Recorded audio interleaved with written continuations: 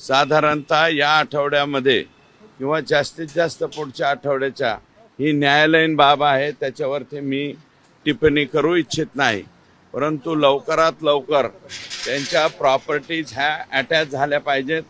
Properties attach झाल्याशिवाय अन्य गुन्हे जे हे आका करत होते ते उघडे पडणार नाहीत.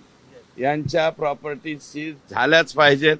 अन्यथा आम्हाला दुसरा मार्ग सुद्धा अवलंबावा लागतो का काय, असं या ठिकाणी मला म्हणायचंय.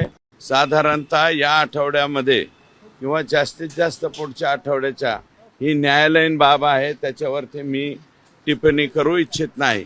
परंतु लवकरात लवकर त्यांच्या प्रॉपर्टीज ह्या अटॅच झाल्या पाहिजेत.